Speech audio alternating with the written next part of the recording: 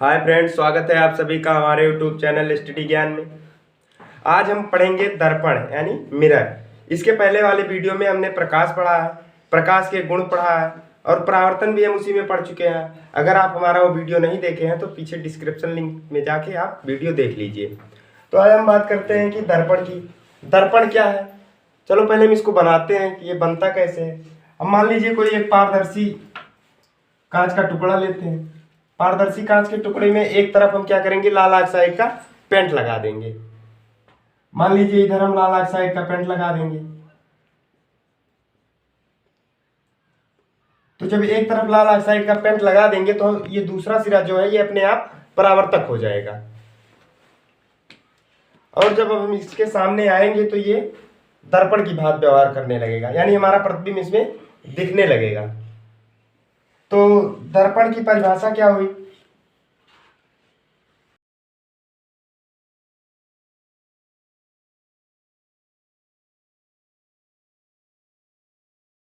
तो दर्पण क्या है? एक ऐसा समान पारदर्शी माध्यम है जिसके एक सिरे पर कलई तथा लाल ऑक्साइड का पेंट लगा होता है। जब एक तरफ हम कलई कर देते हैं तो दूसरा सिरा अपने आप परावर्तक हो जाता है। तो ये हमारा दर्पण कहलाता है। अब बात यह है कि दर्पण कितने प्रकार का होता है। तो दर्पण दो प्रकार का होता है।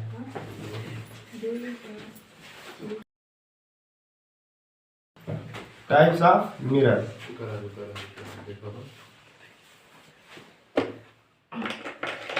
देखो जो गलत रहा होगा बोल देगा, ठीक है? if I रहेगा MI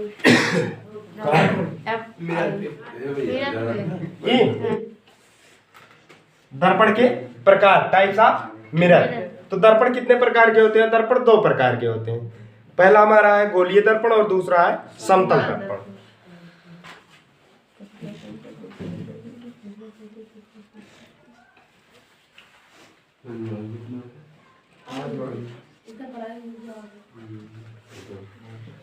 और दूसरा है समतल दर्पण।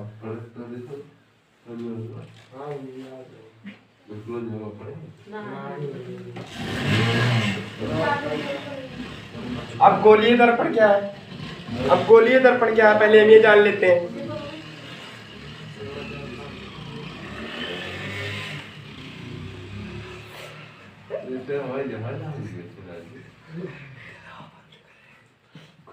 गोलीय दर्पण किसे कहेंगे?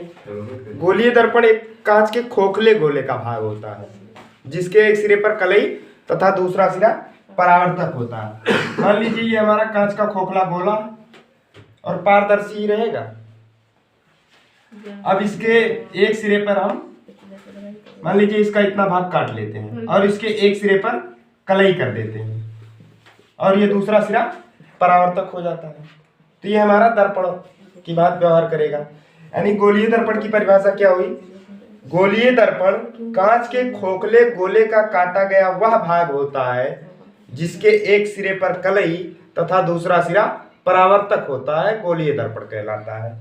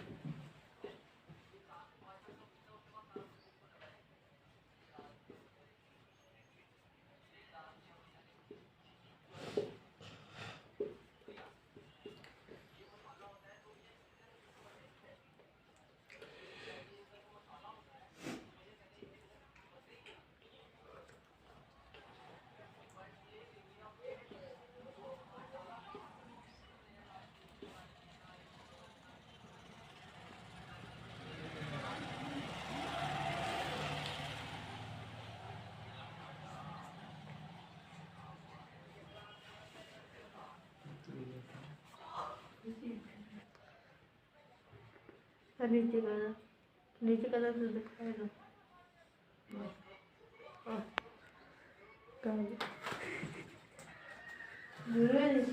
इधर पड़ा जाएगा।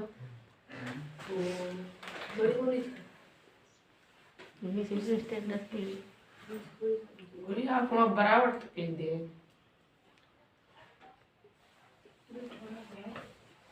तो कितना होगा? तो गोलीय दर्पण कांच के खोखले गोले का काटा गया वह भाग होता है जिसके एक सिरे पर कलई तथा दूसरा सिरा परावर्तक होता है, गोलीय दर्पण कहलाता है। अब बात करते हैं कि गोलीय दर्पण के प्रकार की। तो गोलीय दर्पण दो प्रकार का होता है।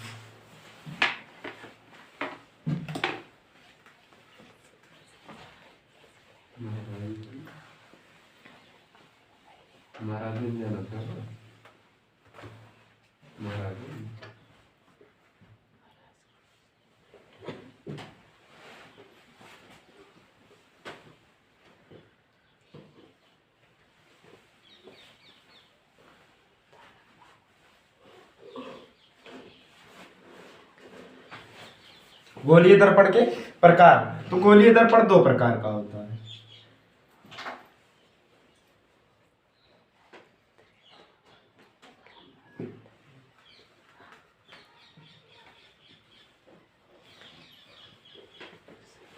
पहला हमारा है अवतल दर्पण,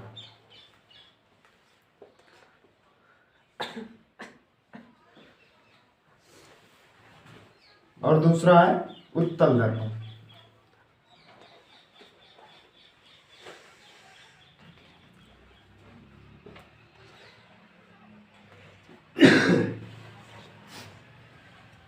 अब बात यह है कि अवतल दर्पण क्या है।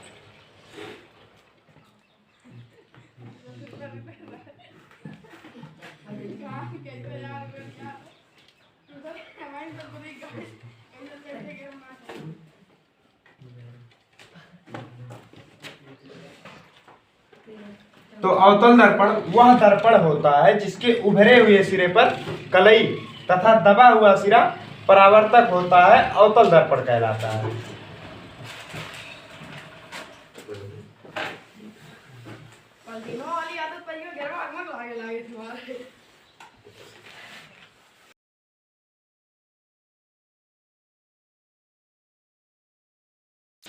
अवतल दर्पण वह दर्पण है जिसके उभरे हुए सिरे पर कलई तथा दबा हुआ सिरा परावर्तक होता है। तो जिसका उभरा हुआ सिरा कलई और दबा हुआ सिरा परावर्तक होगा वो क्या कहलाएगा? अवतल दर्पण। अब बात करते हैं उत्तल दर्पण की। उत्तल दर्पण किसे कहेंगे? ठीक इसी का उल्टा होता है। उत्तल दर्पण वह दर्पण है जिसका दबे हुए सिरे पर कलई तथा उभरा हुआ सिरा परावर्तक होता है।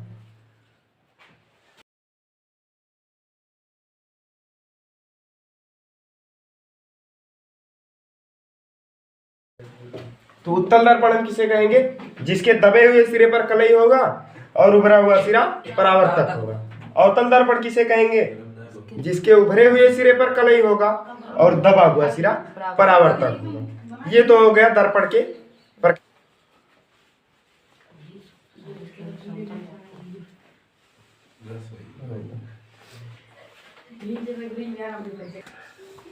हमारा अगला है कि समतल दर्पण। समतल दर्पण। तो समतल दर्पण किसे कहेंगे?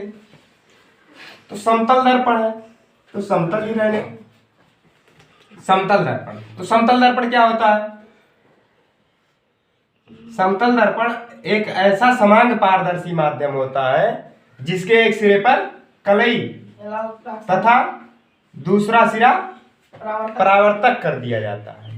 जब एक सिरे पर कलई होगा दूसरा सिरा अपने आप परावर्तक हो जाएगा। ये जो कलई किया जाता है ये लाल ऑक्साइड का पेंट होता है।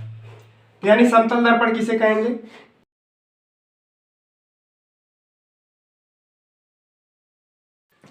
तो ऐसा दर्पण जिसके एक सिरे पर कलई तथा दूसरा सिरा परावर्तक हो जाता है समतल दर्पण कहलाता है। अब हम बात करते हैं इसके बाद प्रतिबिंब की।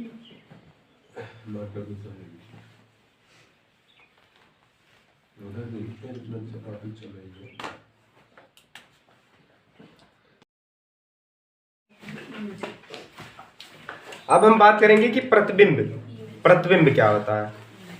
तो जब हम किसी दर्पण के सामने खड़े होते हैं तो सबसे पहले क्या होता है? कुछ प्रकाश की किरणें हमारे ऊपर आती हैं, तो फिर हमसे टकरा के प्रकाश की किरणें दर्पण पर जाती हैं। अब जब दर्पण से टकरा कर प्रकाश की किरणें हमारे नेत्र में जाएंगी तब हमें अपना प्रतिबिंब दिखाई पड़ता है। जिस दर्पण के सामने खड़े हो तभी तो अपना प्रतिबिंब दिखाई पड़ेगा। अब हम बात करते हैं प्रतिबिंब की। तो प्रतिबिंब किसे कहेंगे, प्रतिबिंब को परिभाषित कैसे करेंगे ना। जैसे हम दर्पण में देखते हैं तो हमारा प्रतिबिंब दिखाई पड़ता है ना, हम जानते तो है हमारा प्रतिबिंब है, लेकिन अगर हमें परिभाषित करना हो तो कैसे परिभाषित करेंगे।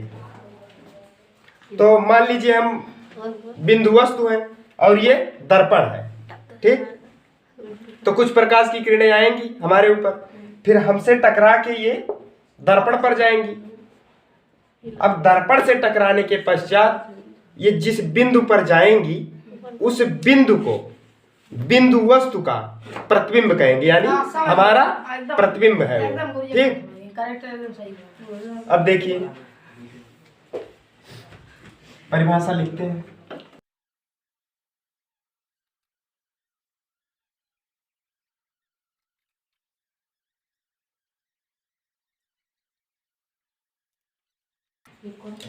प्रतिबिंब क्या है, किसी बिंदु वस्तु से, यानी हम बिंदु वस्तु हैं और ये बोर्ड जो है ये दर्पण है, तो हमसे जो प्रकाश की किरणें चलेंगी फिर दर्पण से टकराएंगी। अब दर्पण से टकराने के पश्चात किसी बिंदु पर मिलेंगी, तो जिस बिंदु पर किरणें मिलेंगी उस बिंदु को हमारा यानी बिंदु वस्तु का प्रतिबिंब कहेंगे। समझ में आया, ये हमारा प्रतिबिंब हो गया। अब बात करते हैं प्रतिबिंब के प्रकार की। तो प्रतिबिंब हमारा दो प्रकार का होता है।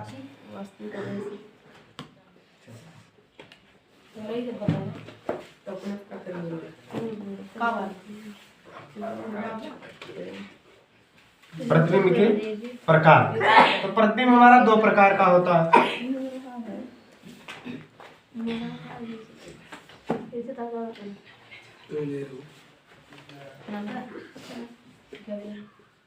शांत रहो। पहला क्या है, वास्तविक प्रतिबिंब और आभासी प्रतिबिंब।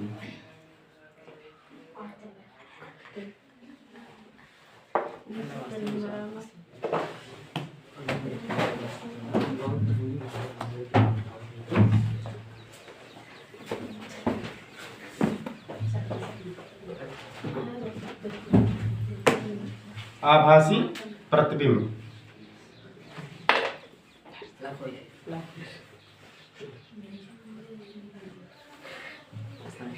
अब बात यह है कि वास्तविक प्रतिबिंब क्या है और आभासी प्रतिबिंब क्या है। मार्कर कहाँ गया, ले गए पेन के। अब बात यह है कि वास्तविक प्रतिबिंब क्या है और आभासी प्रतिबिंब क्या है। तो वास्तविक प्रतिबिंब वो है जहां किरणें वास्तव में मिलेंगी, आभासी प्रतिबिंब वो है जहां किरणें मिलती हुई प्रतीत होंगी। तो इसे हम 60 में लिख लेते हैं केवल, जहां वास्तव में किरणें मिलती हैं।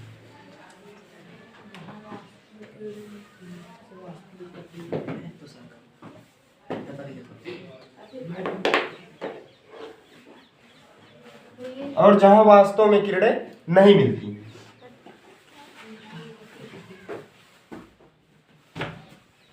यानी जहां मिलती हुई प्रतीत होती है।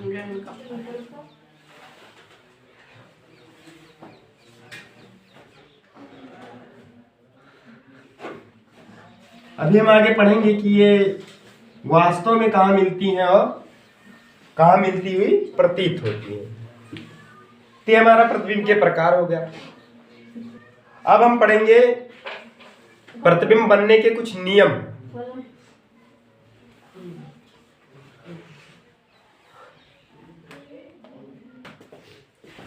तो प्रतिबिंब बनने के नियम जानने से पहले हम ये जान लेते हैं कि गोलीय दर्पण से संबंधित कुछ महत्वपूर्ण परिभाषाएं। तो पहले हम उसे जान लेते हैं। ये मान लीजिए हमारा क्या है, गोलीय दर्पण। हाँ ठीक है, कांच का खोखला गोला है, ये हमारा गोलीय दर्पण। तो इसमें सबसे पहली बात ये आई,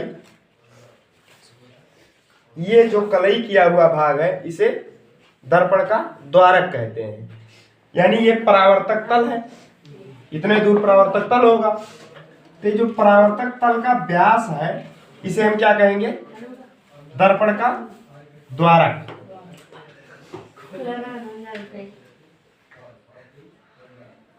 इसे हम द्वारक कहेंगे। ठीक, अब बात ये आई, और यहाँ कहीं केंद्र होगा इसका। ठीक, इधर देखो यार, यहाँ कहीं केंद्र होगा इसका। तो ये जो केंद्र होता है इसे हम वक्रता केंद्र कहते हैं। किसका? दर्पण का। यानी दर्पण का वक्रता केंद्र किसे कहेंगे? गोलीय दर्पण कांच के जिस खोखले गोले का काटा गया भाग होता है उस गोले का केंद्र ही दर्पण का वक्रता केंद्र कहलाता है। यानी ये हमारा क्या है? वक्रता केंद्र।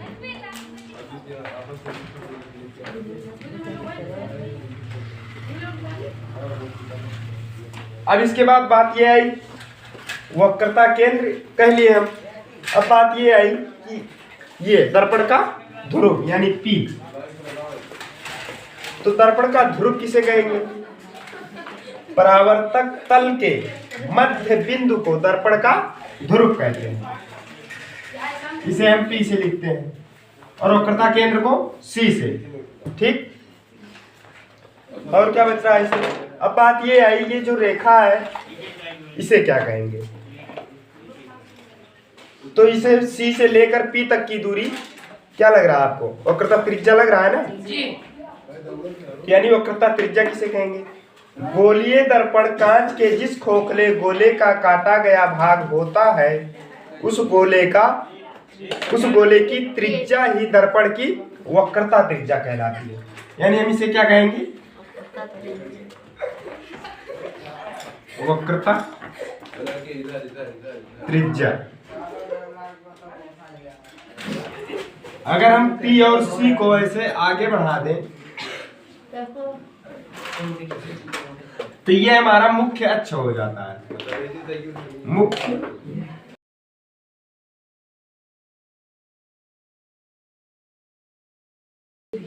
अगर हम P और C को ऐसे आगे बढ़ा दें तो ये मुख्य अक्ष हो जाता है। यानी दर्पण के वक्रता केंद्र और ध्रुव को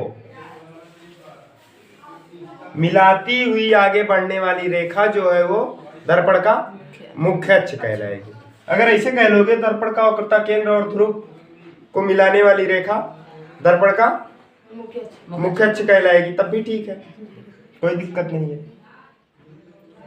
अब हम आगे देखते हैं, परिभाषाओं को लिख लेते हैं।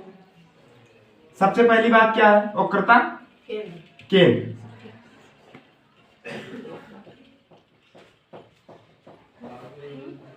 वक्रता केंद्र। तो वक्रता केंद्र हम किसे कहेंगे? गोलीय दर्पण कांच के जिस खोखले गोले का काटा गया भाग होता है उस गोले का केंद्र ही दर्पण का वक्रता केंद्र कहलाता है। तो इसको आप लोग लिख लीजिएगा, इसको मैं लिखवाऊंगा नहीं। ठीक, उसके बाद बात यह आई कि ध्रुव किसे कहेंगे? परावर्तक तल के मध्य बिंदु को दर्पण का ध्रुव कहेंगे। अब बात आई वक्रता त्रिज्या। तो वक्रता केंद्र तो गोलीय दर्पण कांच के जिस खोखले गोले का काटा गया भाग होता है उस गोले की त्रिज्या दर्पण की वक्रता त्रिज्या कहलाती है। ठीक, वक्रता त्रिज्या हो गया। दर्पण का द्वारक नहीं बताया अभी, तो परावर्तक तल के व्यास को दर्पण का द्वारक कहते हैं। और मुख्य अक्ष क्या है? ध्रुव को वक्रता केंद्र से मिलाने वाली रेखा मुख्य अक्ष कहलाती है, या मिलाती हुई आगे बढ़ने वाली रेखा मुख्य अक्ष कहलाती है। अगर हम यहाँ वक्रता केंद्र की बात करें तो वक्रता केंद्र को किससे प्रदर्शित करेंगे? C से। उसके बाद हमारा ध्रुव है, ध्रुव क्या है? P से। उसके बाद क्या है? वक्रता त्रिज्या।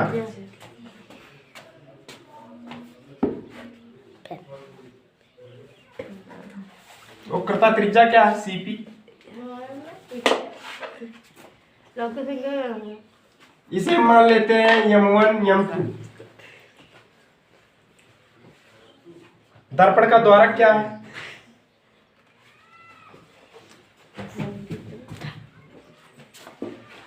दर्पण का द्वारक। तो द्वारक क्या है? M1 M2। मुख्य अक्ष क्या है?